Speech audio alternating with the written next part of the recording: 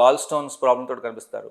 ఈ స్టోన్స్ కనపడంగానే కొంతమంది కన్ఫ్యూజ్ అవుతారు, ఇది గాల్ బ్లాడర్లో ఉందా లేకపోతే కిడ్నీలో ఉన్నాయా, రెండు ఒకటేనా, రెండు డిఫరెంటా, ఏంటో తెలియక వస్తారన్నమాట. సో ఈ జస్ట్ బేసిక్ ఆ క్వశ్చన్స్ కొంచెం మీకు క్లారిఫికేషన్ కోసం మేము ముందుకు వచ్చాను. సో గాల్ బ్లాడర్ అంటే ఏం చేస్తా అంటే మన లివర్లో ప్రొడ్యూస్ అయిన బైల్ అంతా కూడా మనకి ఆ బైల్ జ్యూసెస్ ఏదైతే ఉంటుందో అది మనకి తిన్న ఫుడ్ అరుగుదలకు కావాల్సిన ఖనిజులు జ్యూసెస్ లివర్ నుంచి రిలీజ్ అవుతాయి అన్నమాట.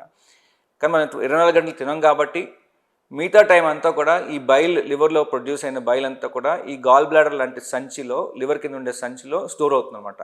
సో బేసిక్లీ గాల్ బ్లాడర్ అనేది ఒక రిజర్వాయర్ లాగా అనుకోండి, బైల్ జ్యూసెస్ స్టోర్ చేసే రిజర్వాయర్ అనుకోండి.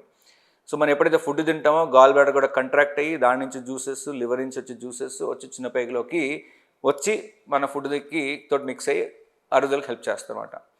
సో ఈ గాల్ బ్లాడర్ రిజర్వాయర్ ఏదైతే చెప్పామో దాంట్లో స్టోర్ అవటం వల్ల ఏంటంటే కనుక కాన్సన్ట్రేషన్ ఎక్కువైపోయి బైల్ జ్యూసెస్ అప్పుడప్పుడు చిన్న చిన్న రాళ్ళు ఫామ్ అవుతుంటుంది.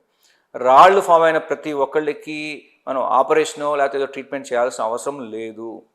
ఇన్ఫ్యాక్ట్ ఇప్పుడు 100 మంది మనం రోడ్డు మీద తీసుకొచ్చి మనం స్కాన్ చేస్తే కనీసం 20 మందికి రాళ్ళు ఉంటాయి. ఆ 20 మంది అందరికీ ఆపరేషన్ కానీ ట్రీట్మెంట్ కానీ మందులు అక్కర్లేదు.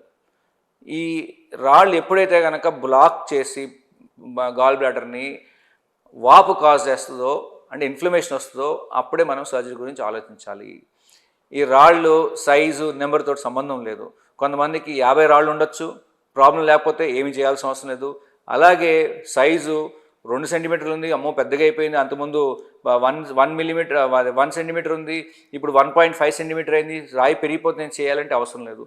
వాళ్ళ సిమ్టమ్స్ వస్తేనే మనం దానికి ఆపరేట్ చేయాలి.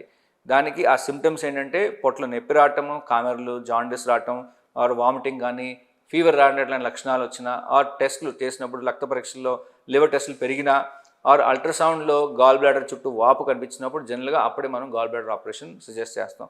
ఈ లేనంత కాలం గాల్ బ్లాడర్ గురించి భయపడాల్సింది అవసరం లేదు. ఈ గాల్ బ్లాడర్ రాళ్ళు రాకుండా ఉండాలంటే మనం హెల్దీగా డైట్ తీసుకుంటే మనకి అంటే ఫ్యాట్ ఫుడ్ తగ్గించి హెల్దీగా తింటూ టైంకి తింటే ఈ గాల్ బ్లాడర్ రాళ్ళు ఫామ్ అయ్యే ఛాన్సెస్ తగ్గుతాయి.